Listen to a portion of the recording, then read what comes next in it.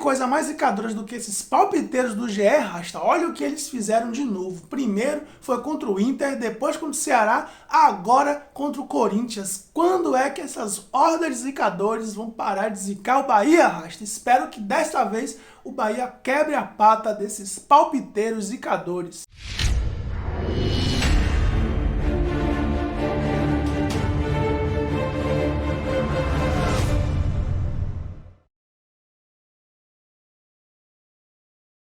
E aí, Rasta, esse é o canal Barrudo, seja bem-vindo, eu sou o Veloso e vou falar do Bahia, que joga finalmente no domingo, 16 horas, jogo de televisão, jogo de TV aberta. A gente não vai precisar ficar assistindo o jogo no Futemax.tv, com aquele velho lag, gritando gol depois que todo mundo já gritou. Vamos dar uma pausa no Futemax nesse final de semana, porque tem Bahia e Corinthians, Corinthians e Bahia às 16 horas, neste domingo, que é mais conhecido como Daqui a Pouco. Curiosamente, nós vamos ter pela terceira vez um árbitro carioca neste jogo. O senhor Rodrigo de Nunes será o árbitro dessa partida e eu espero que não cometa a mesma ladroagem que os seus conterrâneos cometeram nos jogos anteriores. No jogo do Bahia e o Inter, foi o Wagner do Nascimento que cometeu aquele absurdo de pênalti contra o Bahia e não foi olhar o VAR e com isso roubou o Bahia. No jogo contra o Ceará também teve um carioca, foi o Marcelo de Lima Henrique, outro que roubou o Ceará, dessa vez roubou o Ceará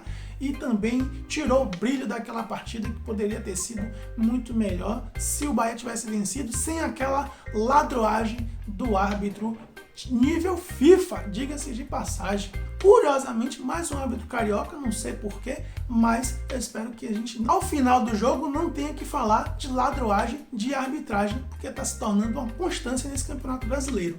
Mas o Bahia vai pegar mais um time que está precisando de reabilitação, mais um time que está precisando vencer, já vem de 3 jogos sem vencer, contando com Copa do Brasil e Brasileirão, e o Bahia eu espero que tenha aposentado a fase de ressuscitador de defunto. Já tinha feito a sua parte contra o Ceará, conseguiu afundar mais ainda o Ceará, mas contra o Inter a gente acabou ressuscitando ali o Inter, que logo em seguida acabou perdendo o seu jogo dentro de casa e com isso mostrou que o Bahia realmente teve um péssimo desempenho dentro de seu território contra um Inter morto.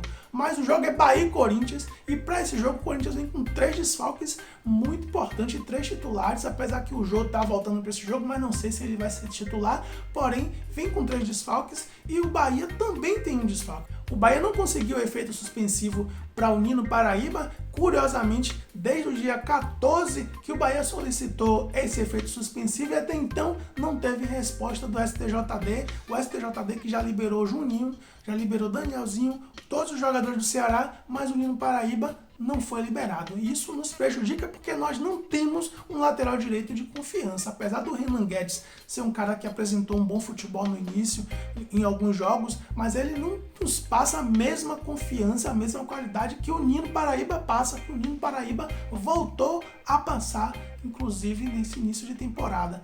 Mas não é só esse o problema do Bahia. O Bahia tem outros problemas. É um time que já no último jogo rodou a equipe, teve alguns titulares que não foi para esse jogo para poder descansar, devem retornar para essa partida, mas isso vai ser uma constância. O Bahia vai rodar o time outras vezes, já que teremos jogos a cada 3, 4 dias, jogos no meio de semana, final de semana. Isso vai cansar a equipe, o Bahia terá que sim rodar a equipe lá para frente novamente. E qual é o problema? Nós não temos banco de reserva. Todo mundo que vem do banco de reserva não dá a mesma contribuição dos titulares. E a gente fica à mercê da sorte, à mercê de que aquele jogador naquele dia vai entrar e vai fazer o seu papel. Não é o que a gente precisa. A gente precisa de um jogador constante. Por exemplo, se a gente colocar hoje o Juninho Capixaba no lugar do Matheus Bahia, mesmo o Matheus Bahia não apresentando tão bom futebol em todos os jogos, a gente vai ficar com o pé atrás, porque a gente sabe que o Juninho Capixaba é aquele jogador que dá braga, é jogador que dá leite, é um jogador que se movimenta bem também, mas não dá a mesma entrega que o Matheus Bahia. Na zaga, a mesma coisa. A gente, infelizmente, tem um Luiz Otávio hoje que não passa confiança. O Luiz Otávio que veio para resolver o problema da zaga. Inicialmente até resolveu, mas depois começou a dar leite como se não houvesse amanhã. Hoje nós não temos confiança de ter um Luiz Otávio e um German Conte na zaga. A gente prefere um Juninho, que se recuperou muito bem, e o German Conte. A mesma coisa no ataque. Se o Giba não jogar, se Gilberto não jogar, quem é que vai jogar? Se a gente colocar o Tony, a gente já viu que não dá XP. Porque o Tony Anderson, pelo visto, joga no meio mesmo e até então não apresentou um bom futebol. Se a gente botar Rodriguinho de falso 9, a gente vai perder na criatividade, vai perder naquele cara que vai dar o passe. Talvez o Maicon Douglas seria uma boa opção. O Maicon Douglas que vem entrando muito bem, mas a gente não vai garantir que ele terá a mesma eficiência que o Gilberto. Então o Bahia é aquele time que continua sendo time de 11 jogadores que, por conta de estar jogando a cada 4 dias, a cada 3 dias, terá sim que rodar a equipe, e nós vamos ter equipe, quando rodada, mais frágil, mais fraca, menos eficiente, e vamos ficar à mercê da sorte. A gente deu sorte no jogo contra o Ceará. O time jogou bem, o time não jogou ruim, foi um time que jogou melhor do que o que jogou contra o Inter, mas demos sorte. Se não fosse o juiz ladrão, o Marcelo de Lima Henrique, talvez aquele jogo fosse 2-2, porque aquele gol que ele tirou do Ceará dando um pênalti que não existiu, que o VAR corrigiu, poderia, se fosse outro árbitro competente, tivesse deixado o lance seguir, o Ceará teria empatado aquele jogo, seria 2-2, nós não teríamos o triunfo.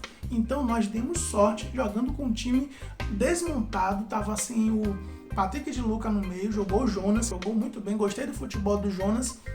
Jogou com o Tony Anderson na frente e já não podemos dizer a mesma coisa. O Tony Anderson foi 0 em campo. Na minha opinião, foi o pior jogador em campo naquele jogo.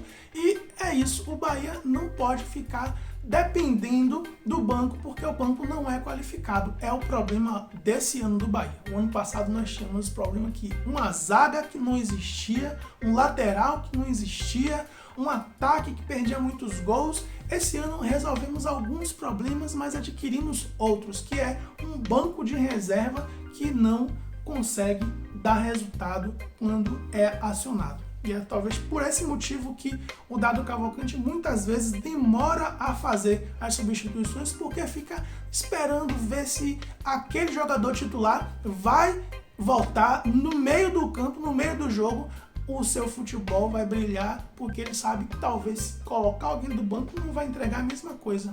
Eu espero que não aconteça. Eu espero que os zicadores, os palpiteiros do GE estejam certos e que o Bahia consiga vencer esse jogo, que será de muita importância, será um jogo onde o Bahia, se vencer, vai para o seu terceiro triunfo, alcançar 10 pontos, fica ali muito próximo do pessoal da frente do G4, que é provável que o Bahia consiga ingressar ao G4 se vencer essa partida de logo mais às 16 horas no estádio Pituacives Rasta. Eu espero que após o jogo a gente não esteja falando de arbitragem pela terceira vez seguida, porque é um absurdo a gente todo jogo, ao invés de falar do jogo, ao invés de falar dos artilheiros, ao invés de falar dos goleiros que fazem ótimas defesas, falar de arbitragem, falar de VAR, falar de ladroagem da arbitragem brasileira. Enfim, vamos ver o que vai acontecer em Rasta. Bora Bahia, bora Barruts, Veloso fui!